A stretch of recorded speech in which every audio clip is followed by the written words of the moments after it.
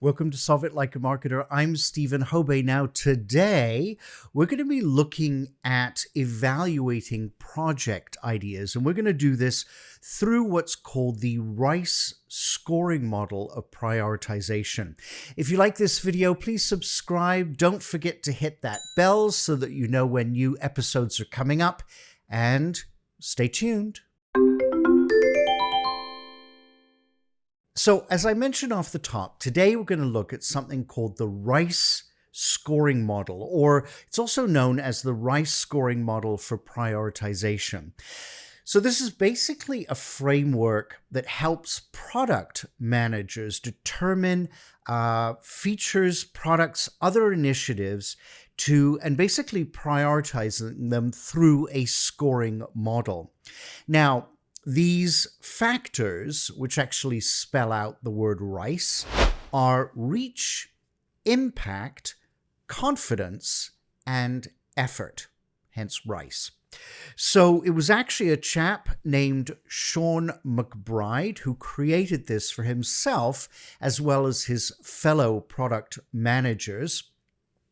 And basically, he wanted to solve several problems. Number one, currently, he felt that decision-making favored what he called pet ideas rather than ideas that have a broader reach in scope.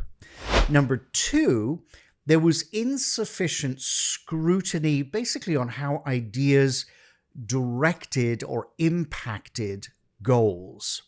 And number three, effort was regularly discounted and confidence was not brought into the equation, confidence being the operative word. So to address this challenge, he created the scoring model.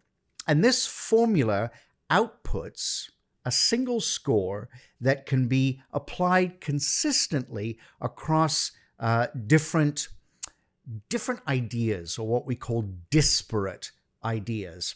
And this allows the team or your team an objective way to determine which initiatives to prioritize on their roadmap. And I think objectivity is key, especially when you're dealing with a large firm and you've got quite a few people in your team. There is a lot of subjectivity. So figuring out how are we going to best prioritize? You need to have some way or a few ways to create objectivity, and this scoring model is one of them. All right, so let's take a closer look at some of these elements. First up, I mentioned reach. So first factor is reach, and you want to be able to estimate your initiative within a given time frame. So you have to decide what reach really means within a given context, as well as the time frame. So with time frame, you could use a month, you could use a week, you could use a quarter. So first quarter, second, third, or fourth quarter. And you need to really figure out what reach is going to refer to. So it could refer to, for instance, the number of customer transactions, maybe visits to your website, or social media statistics. It's really up to you. And your reach score will be the number that you've estimated. So for example, let me give you an example just to make life a little simpler. So if you expect, for instance, that your project will lead to, say, 150 new customers within the next quarter, your reach, therefore, will be 150. On the other hand, if you estimate that your project will deliver, say, 1,200 new prospects, and that 30% of these prospects will sign up, then your reach will be 360, so 30% of 1,200. Okay, next we've got impact. So impact is about how much you think an idea could impact a specific goal for an individual customer. Okay, so again, using an example from Sean's growth team at Intercom, where he worked, let's say impact is measured by how much an idea could affect a single potential customer's likelihood to convert into a longer term paying customer. So Sean used a multiple choice scale for this to standardize those impact values. So here we see he said that 3 will equal massive impact, 2 a high impact, 1 a medium impact, and then 0.5 is low and 0.25 is minimal. Now this is all going to make sense in a second, okay, when we calculate everything. So the next up for the next variable is confidence. So the confidence component of this RICE model helps you to control for projects in which your team has data to support one factor of your score, but is relying more on intuition for another factor. So what do I mean by that? So take an example.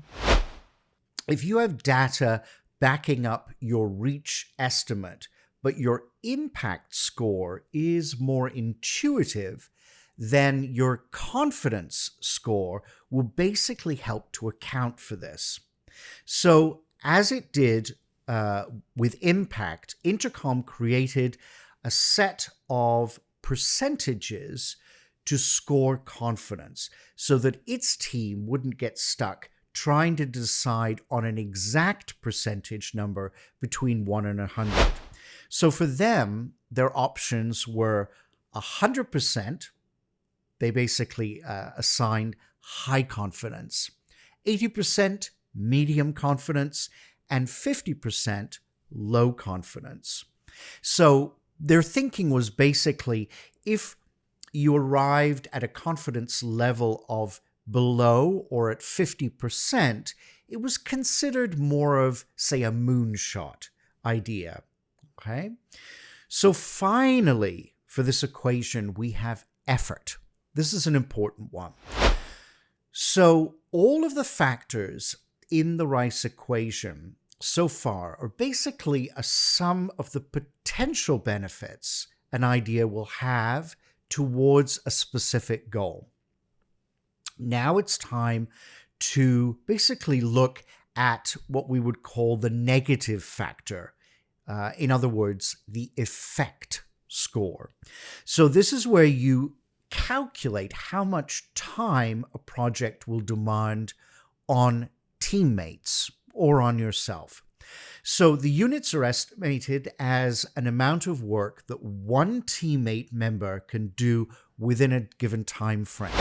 So for instance, if the given time frame is 1 week, what we do is we say the units would be person weeks. So person dash weeks. So if you have a project that requires 5 different people to work on it for 1 week, then the effort score is 5 person weeks. So now we have the formula. Pretty basic. We take our reach number, we multiply that by the impact, we multiply that by confidence, and then we divide that by effort. And thus we get our RICE score. Now, on this one, I am very interested to hear your feedback.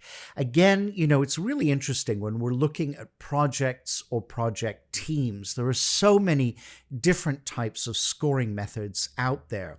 And this one, again, is aimed at bringing a level of objectivity. But is it too complicated? Or is it still subjective because a person or a team is still trying to figure out what these figures are and then coming up with the final result? So there is some subjectivity that still comes into play. So does it work? Well, as usual, just write your comments in the comment section below, and I usually read them every Wednesday. So I would love to hear your thoughts. And yeah, I'll get back to you. And usually now I do have a Q&A once a month. So if you write some comments or questions, I can also focus on you during the Q&A. As usual, if you'd like to see more videos like this, please hit the subscribe button and please share so that others can also enjoy my videos. If you want, you can buy me a coffee. There's actually a link for that in the comment section below. You know, it's always nice to have a good shot of caffeine every once in a while. I have various social media channels, so you can catch up with me on Instagram, Facebook for extra content, never miss an episode. Also, you can connect with me on LinkedIn if you like. That's great when people reach out. So I will see you weekly with a new video. Stay tuned, and well, together, as usual, let's solve it like a marketer.